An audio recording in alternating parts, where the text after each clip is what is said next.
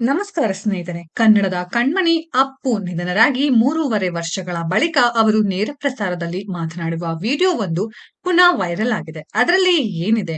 ಕಳೆದ ಮಾರ್ಚ್ 17ರಂದು ಕನ್ನಡದ ಕಣ್ಮಣಿ ಅಪ್ಪು ಅರ್ಥಾತ್ ಪುನೀತ್ ರಾಜ್ ಅವರ 50ನೇ ಹುಟ್ಟುಹಬ್ಬವನ್ನ ಅವರ ಅಭಿಮಾನಿಗಳು ಅದ್ದೂರಿಯಾಗಿ ಆಚರಿಸಿಕೊಂಡರು. ಅರಳುವ ಮುನ್ನವೇ ಬಾಡಿದ ಈ ನಟನ ಬಗ್ಗೆ ಇನ್ನು ಅದೆಷ್ಟೋ ಮಂದಿ ಮರೆಯಲಾಗದ ನೆನಪಿನ ಬುತ್ತಿಗಳನ್ನ ಬಿಚ್ಚಿಡುತ್ತಲೇ ಇದ್ದಾರೆ. ಪುನೀತ್ ರಾಜ್‌ಕುಮಾರ್ ಅವರು ಎಲ್ಲರನ್ನೂ ಅಗಲಿ 3.5 ವರ್ಷಗಳಾದರೂ ಅವರ ನೆನಪು ಸದಾ ಹಸಿರು.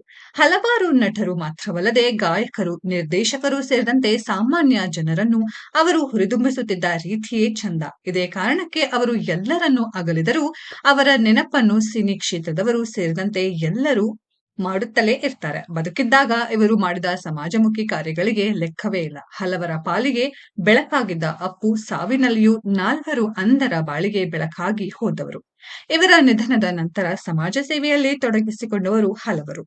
ಅಪ್ಪು ಅವರ ಹಾದಿಯನ್ನೇ ಹಿಡಿಯುತ್ತಿರುವ ಅವರ ಅಭಿಮಾನಿಗಳ ಸಂಖ್ಯೆ ಕೂಡ ಹೆಚ್ಚಾಗಿದೆ. ಇದೀಗ ಪುನೀತ್ ಅವರ ಕೊನೆಯ ವಿಡಿಯೋ ಎನ್ನಲಾದ ವಿಡಿಯೋ ಒಂದು ಪುನಃ ವೈರಲ್ ಆಗ್ತಿದೆ. ಸೋಷಿಯಲ್ ಮೀಡಿಯಾದಲ್ಲಿ ನೇರ ಪ್ರಸಾರದಲ್ಲಿ ಬಂದು ಮಾತಾಡಿದ ವಿಡಿಯೋ ಇದಾಗಿದೆ. ಈ ವಿಡಿಯೋದಲ್ಲಿ ಪುನೀತ್ ರಾಜ್ ಅವರು ತಮ್ಮ ಅಣ್ಣ ಶಿವರಾಜ್ ಕುಮಾರ್ ಕುರಿತು ಮಾತನಾಡಿದ್ದಾರೆ. ಶಿವಣ್ಣ ನನ್ನ ಅಣ್ಣ. ನಮಗಿಬ್ಬರಿಗೂ 13 ವರ್ಷ ಡಿಫರೆನ್ಸ್.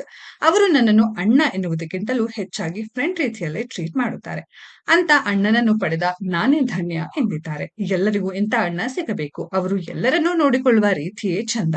ಅದು ತುಂಬಾ ಖುಷಿ ಕೊಡುತ್ತದೆ. ಅವರ ಜೊತೆ ಕಾಲ ಕಳೆಯುವ ಎಂದರೆ ನನಗೆ ತುಂಬಾ ಖುಷಿ ಎಂದಿದ್ದಾರೆ. ಈಗ ಈ ವಿಡಿಯೋ ಸೋಷಿಯಲ್ ಮೀಡಿಯಾದಲ್ಲಿ ವೈರಲ್ ಆಗ್ತಾ ಇದೆ. ಸ್ನೇಹಿತರೆ, ಇದರ ಬಗ್ಗೆ ನಿಮ್ಮ ಅನಿಸಿಕೆಯನ್ನ ಕಮೆಂಟ್ ಬಾಕ್ಸ್ ಅಲ್ಲಿ ಕಮೆಂಟ್ ಮಾಡಿ. ಈ ವಿಡಿಯೋ ಇಷ್ಟ ಆಗಿದ್ರೆ ಲೈಕ್ ಮಾಡಿ, ಶೇರ್ ಮಾಡಿ, ಚಾನೆಲ್ ನ ಸಬ್ಸ್ಕ್ರೈಬ್ ಮಾಡಿ, ಪಕ್ಕದಲ್ಲಿ ಇರೋ ಬೆಲ್ ಐಕಾನ್ ನ ಹಿಟ್ ಮಾಡಿ. ಮುಂದಿನ ವಿಡಿಯೋದಲ್ಲಿ ಭೇಟಿಯಾಗೋಣ. ಧನ್ಯವಾದಗಳು.